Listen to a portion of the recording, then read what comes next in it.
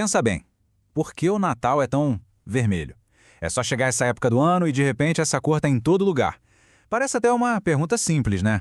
Mas a resposta, olha, nos leva numa viagem incrível pela história, pela fé e até pelo marketing. Vamos desvendar juntos esse mistério. E olha, não somos os primeiros a nos perguntar isso. Nossa análise de hoje, na verdade, foi inspirada por essa pergunta excelente do pastor Ailton Santana. É uma curiosidade que, no fundo, muita gente tem. Então, vamos mergulhar de cabeça para encontrar essa resposta. Para começar, a gente precisa viajar, mas viajar muito no tempo. Bem antes de existir Papai Noel ou vitrine de loja, essa conexão do vermelho com o fim do ano já existia, e as raízes são bem profundas, tanto na fé quanto nos próprios ciclos da natureza. E aqui, a gente já vê duas correntes bem diferentes se encontrando. Para os primeiros cristãos, o vermelho era uma cor muito poderosa. Sabe, simbolizava o sangue de Cristo, o sacrifício dele. Também eram as maçãs vermelhas penduradas nas árvores do paraíso, que eram usadas em peças de teatro medievais. Ao mesmo tempo, em tradições pagãs muito mais antigas, os frutinhos vermelhos do azevinho eram vistos como um sinal de vida e de esperança bem no meio do inverno, quando tudo parecia morto. Bom, com o tempo, esses significados mais abstratos, eles ganharam um rosto. Vamos avançar um pouco na história para conhecer a figura que começou a personificar o espírito do Natal e, claro, a sua cor.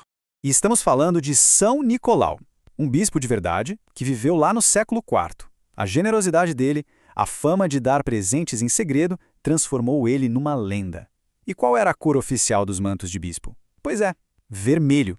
Aí nasceu a primeira grande conexão visual entre uma figura do Natal e essa cor. E essa imagem, claro, foi evoluindo com o tempo. O bispo Nicolau de Myra virou o Sinterklaas na Europa, mantendo sempre o manto vermelho. E, finalmente, lá no século XIX, essa tradição atravessou o oceano e, na América, começou a se transformar no Papai Noel que a gente conhece hoje. A única coisa que nunca mudou, a cor vermelha. Mas a história não para por aí de jeito nenhum. As raízes são antigas, é verdade, mas a imagem que nós temos hoje foi consolidada mesmo na era moderna. E isso aconteceu quando uma força muito poderosa entrou em cena: a publicidade. Isso nos leva a uma das perguntas mais clássicas sobre o Natal. Muita gente acredita que sim, que foi a Coca-Cola que vestiu o Papai Noel de vermelho. Mas será que é isso mesmo? Então, a resposta é não. A Coca-Cola não inventou o Papai Noel vermelho. Artistas como Thomas Nast já desenhavam ele assim muitas décadas antes. O que a Coca-Cola fez a partir dos anos 30 foi algo talvez até mais impactante. Ela usou o poder gigantesco da sua publicidade para transformar essa imagem na versão definitiva, na versão global, cimentando ela na nossa imaginação para sempre. E o grande gênio por trás dessa imagem icônica foi um artista chamado Haddon Sandblom. Ele foi contratado pela Coca-Cola e criou um Papai Noel super caloroso, bochechudo, simpático. Sabe, aquele avô que todo mundo gostaria de ter? A visão dele foi tão certeira que transformou uma figura antiga do folclore em um ícone da cultura pop mundial. E assim a gente chega à nossa conclusão. A resposta para a nossa pergunta lá do começo não é uma coisa só. O vermelho não domina o Natal por um único motivo, mas sim por uma espécie de tempestade perfeita de significados que foram se acumulando ao longo da história.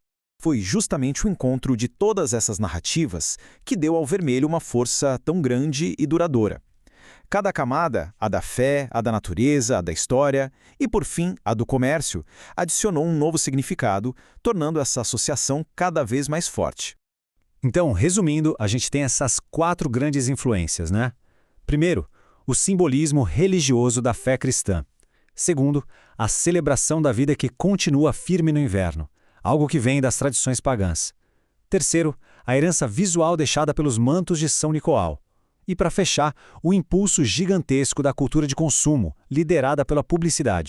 Essa combinação toda do sagrado com o comercial, do antigo com o supermoderno, que faz com que a presença do vermelho no Natal seja tão potente.